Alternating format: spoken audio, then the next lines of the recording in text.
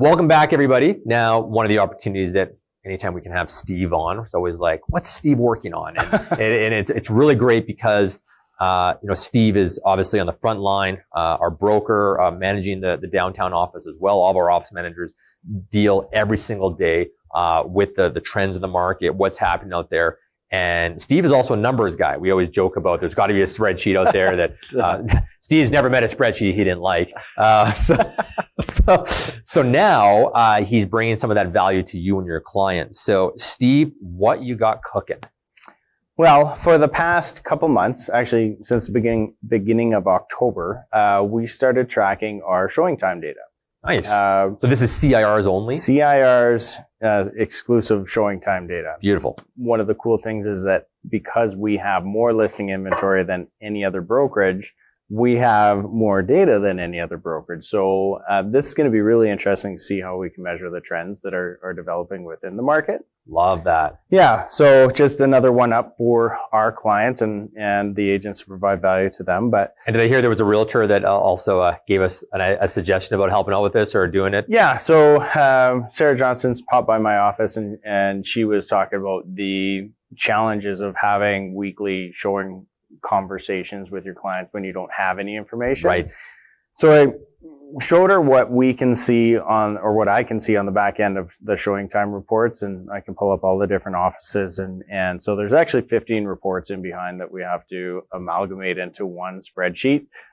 Thankfully, Leslie downtown loves spreadsheets. Yes, Leslie's never a spreadsheet she didn't like. So she helps me with this, and it is an enormous help because I couldn't compile all of this as effectively without her. So we were talking about how we can provide our sellers more information when there isn't a lot of information to give them. It's true. Yeah, that's great. And that's a question I saw again on the Facebook feed over the weekend. Someone saying, what do you tell your clients? Yeah. And if you have no news for them? There's like nothing happening. But there's not. This is something to tell them. And it shows that there's always something happening. So regularly, you'll be talking about your showing feedback, your market updates, recent sales, listings that have come onto the market, if there's been an adjustment in the inventory levels, price reductions.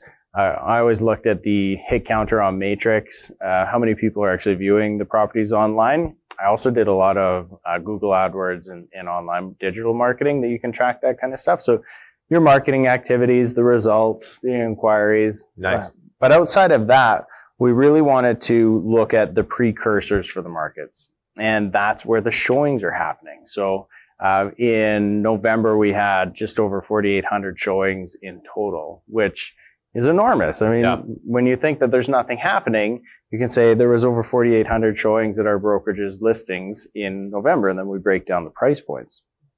Yeah. So, and one of the things that's interesting about that overall is if you add that to your arsenal in terms of having the price reduction conversations. And I know there's hard conversations being had out there. Right. People think their homes are worth X. We had to have that conversation with Kirsten when we were listing our own home. Right. You think you're going to be able to get over 6 or something like that. And, we have to bring it back down to reality quite quickly. And that wasn't the case.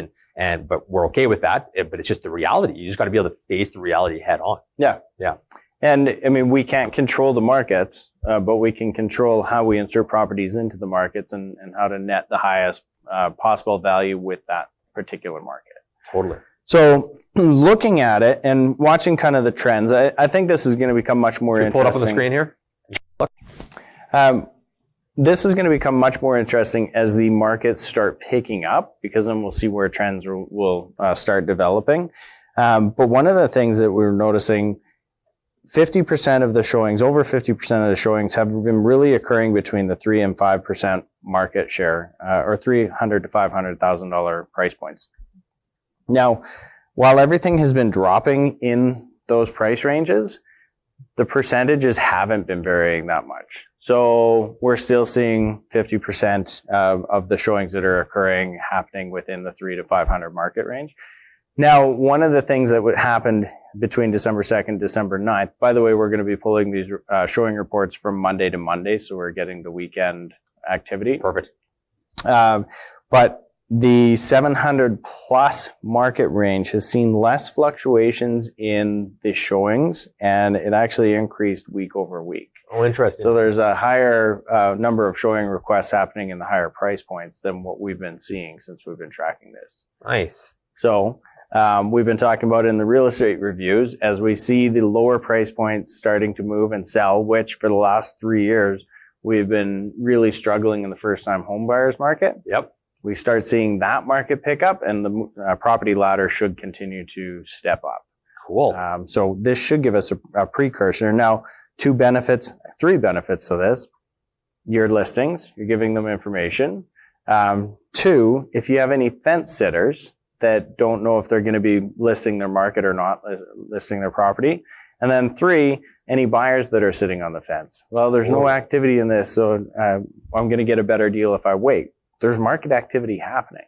Absolutely. So that's really where we're going with this, and we're pretty excited.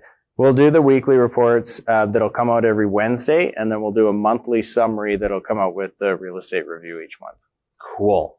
Another piece of data. And again, I love it that because of all of the information that we have as a brokerage, it's like the size of the brokerage. It's like size does matter in a lot of cases because there's more information and more collaboration. No individual brokerage has this data. And this is, again, pulling from showing time. Yeah. So people that aren't using showing time, which I think is very few now, right? But please use showing time. So obviously this doesn't capture, phone calls. I did get a text message, a few text messages from people trying to show, but then I uploaded that into showing time. Right. So make sure you do that where you're actually importing even non-showing time showings into showing time. Right. So you can track it. You can ask for feedback through that and things like that as well. The other good thing about showing time specifically is with the one MLS system coming to Alberta, the entire province is migrating to showing time. So we're going to just get more data on this. So it's going to make it more and more accurate, which is fantastic. That's right. Because this is only CREB right now as well. This is anybody that's using showing time. So there are a couple different boards that are using showing time. Got it. Yes. But Kara is in the process of just transferring over from TouchBase to showing time. So we're just going to get more information on here, and it'll get stronger and stronger. Now, one of the questions that has come up, 2 of the questions, can we do different price points and can we do different communities? No. And if we had unlimited staff and we could raise our fees a whole ton, absolutely, but we can't. And that's just, there's just so much stuff out there. The way that we can compile the data, this is how we can do it effectively and efficiently. And we should see some pretty good trends as a result. Yeah. Awesome. Steve, well done. Thank you so much. I think it's a big value add. Yeah, I think it's going to be good. I'm looking forward to the spring to see how this develops. Yeah. Sarah, thanks for the contribution. Appreciate it as well. And that's that. That's our meeting today.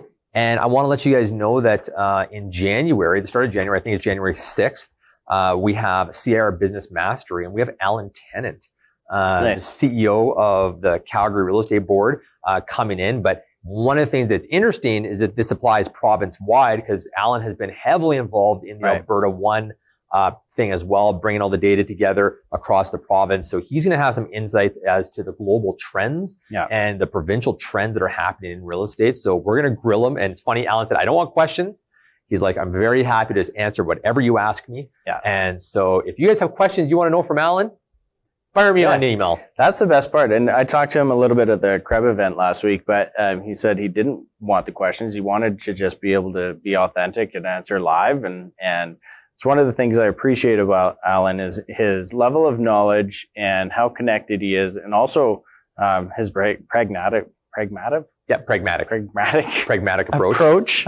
Yes. And he just wants what's best for the industry. Yeah. Yeah. So. And that's, this is us as well. I just want to, we finished on that note, but sometimes every once in a while we get emails from realtors and they're upset about something or things like that. It's like, I promise that everything that we do, the late nights we spend, everything else we're doing, all we're trying to do is improve your lifestyle, building real estate. Like that is our obsession. So anything that you feel has missed the mark, let us know, but take it from a place that we are not trying to do anything like that doesn't improve your business. And unless it improves your business, that is, that's it. There's no secret agenda here. Anything else we're trying to do it's it's absolutely focused on it. And there is a lot of sleepless nights trying to come up, get some stuff finished, making sure you guys have real tools to run your business. Those ideas in the middle of the night, you're like, yeah, totally texting in bed, which is dangerous because then it hits you in the face, wakes Kirsten up, all those types of things. So anyways, we want to wish you guys a very, very Merry Christmas. Have an awesome end to the year, and hope you guys have some great time with family. And take some time over the holidays. And if you don't celebrate Christmas, then get out there and sell a bunch of homes. That's okay too. Business planning. Yes, business planning. Get it all done. Awesome. Thank you guys, everyone. And we'll talk to you guys soon. Have a great day.